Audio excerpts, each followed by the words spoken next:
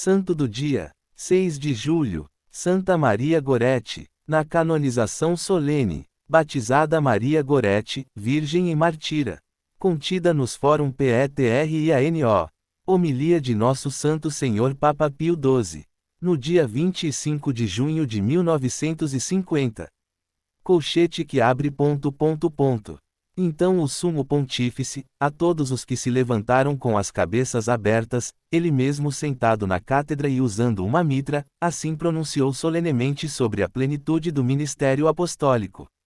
Pela honra da Santíssima Trindade individual, pela exaltação da fé católica e pelo crescimento da religião cristã, pela autoridade de nosso Senhor Jesus Cristo, dos bem-aventurados apóstolos Pedro e Paulo, e nossa, presidido por deliberação inicial, e a ajuda divina muitas vezes implorada, e por nossos veneráveis irmãos cardeais da Santa Igreja Romana, pelo Conselho dos Patriarcas, Arcebispos e Bispos existentes na cidade, decretamos e definimos a bem-aventurada Maria de Gorete como santa, e acrescentamos à lista dos santos, instituir pela Igreja Universal a sua memória todos os anos no dia do seu nascimento, ou seja, 6 de julho, entre as santas virgens e mártires com devoção piedosa deve ser recordada em nome do Pai, do Filho e do Espírito Santo. Amém. Mas no dia seguinte, na solene missa papal, depois do Evangelho, foi: Veneráveis irmãos, filhos amados, a virgindade é um tipo de vida angelical. S. John. Damas, de Fide Ortode, 1. IV, C. 24, Migne, PG. LXXXXIV, 1210, porque a religião cristã eleva o nível de beleza a tal alto nível que o que a terra pode ver maior e digno do céu, mas se lhe for acrescentada a palma do martírio, obtém-se algo que combina a fortaleza invencível com a doçura e o brilho da graça, e ele move todos os que estão olhando para aquelas ações excelentes e vigorosas que os preceitos cristãos prescrevem. De fato, nós nos maravilhamos com tudo isso na Virgem Maria Gorete, a quem ontem nos foi permitido resgatar a glória dos santos no céu. Surgiu do tesouro dos pais do povo, que, a fim de obter pão para os camponeses em crescimento com trabalho honesto, foram obrigados a deixar sua pequena cidade e marchar para as margens do Lácio, onde, cultivando os campos, forneceriam a subsistência mais frugal para seus filhos. Mas como ela era dotada de uma franqueza de espírito, combinada com uma certa ânsia de ação, desde tenra idade ela se apresentava de tal maneira que não apenas era gentil em suas maneiras, mas também mostrava uma diligência diligente e incansável, com a qual na verdade, ela se sentava diligente e serenamente com sua mãe nos assuntos domésticos.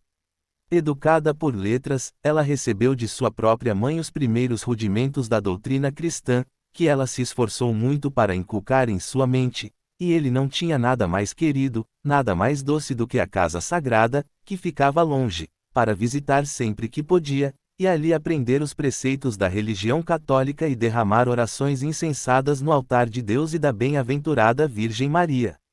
Mas quando finalmente lhe foi permitido aproximar-se da mesa eucarística e nutrir-se com o alimento celestial, ele o fez com uma piedade tão intensa, com uma caridade tão ardente que, em vez de uma menina, ele foi visto como um anjo em carne humana. Ao mesmo tempo, ela certamente recorreu àquela força celestial, com a qual pôde, poucos meses depois, quando ainda não tinha 12 anos, lutar invencível até a morte, a fim de manter intocado o lírio nevado de sua inocência, e imaculado, e que, roxo com o sangue do martírio. Como todos sabem, esta virgem desarmada teve que travar uma luta muito feroz, uma tempestade turva e cega de repente irrompeu contra ela, e tentou manchar e violar sua brancura angelical. Mas quando se deparou com aquela gravíssima crise, pôde repetir ao Redentor estas palavras do livro de ouro sobre a imitação do Divino Cristo: se for tentado e perturbado por muitas tribulações, não temerei o mal, enquanto a tua graça estava comigo. Minha própria força, ela dá conselhos e ajuda. Ele é mais poderoso do que todos os seus inimigos. De imite. L. I. C. 55, v. 19, 20, 21. Parêntese que fecha ponto. E assim, amparado pela graça celestial, a qual respondeu uma vontade generosa e forte, ele derrama a vida, ela não perdeu a glória de sua virgindade. Na vida desta humilde menina, que traçamos com os mais altos traços, podemos ver um espetáculo, veneráveis irmãos e filhos amados, não só, como dissemos, digno do céu, mas também digno de que esta nossa idade seja vista com admiração e veneração. Que os pais e mães de família aprendam o quanto é necessário educar os filhos que lhes foram dados por Deus de maneira correta, santa e forte, e conforme os preceitos da religião católica, de tal maneira, de fato, que quando seu valor é levado a uma crise, eles têm a graça divina de ajuda, para que escapem invictos, ilesos, imaculados.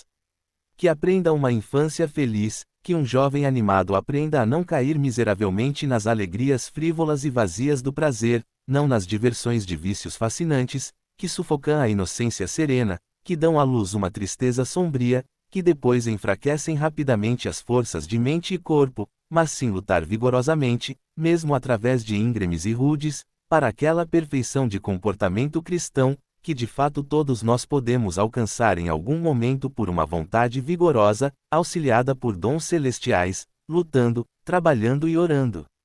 Por fim, que a idade aprenda, muitas vezes propensa ao pior, a respeitar e imitar a coragem invencível dessa moça virginal. Que todos olhem para este lírio do campo, perfumado com a mais doce fragrância, essas reluzentes palmeiras do martírio, e compreendam bem quão poderosos são os preceitos cristãos em governar e moldar corretamente os homens, e quanto às alegrias celestiais, que surgem de a inocência da vida preservada incólume e da coragem laboriosamente adquirida, superam o vazio e banem os deliciosos prazeres, pois somente Deus pode pacificar e acalmar as mentes dos mortais e satisfazer seus desejos infinitos. Eu certamente não chamaria todos eles ao martírio, no entanto, para alcançar a virtude cristã somos chamados, e toda virtude requer força, que, mesmo que não atinja o ápice desta fortaleza angelical, não trabalha de outra maneira senão longamente, diligentemente e nunca deixa de buscar de nós até que o fim da vida. Portanto, pode-se dizer que é um martírio lento e contínuo, ao qual nos recorda precisamente esta frase divina de Jesus Cristo: o reino dos céus suporta a violência, e os violentos o arrebatam. Mateus 11, 12. Para isso, portanto, esforcemo-nos em todas as coisas, contando com a graça celestial, que a Santa Virgem e Mártir Maria Goretti nos aconselha a fazer, e que dos assentos celestiais, onde ele desfruta da bem-aventurança eterna, ele possa obtê-lo orando ao Divino Redentor, para que todos possamos, de acordo com a condição particular de nossas vidas, de bom grado, de boa vontade e trabalhando em seus excelentes passos. Amém. Fonte: Documentos do Vaticano, do site vatican.va.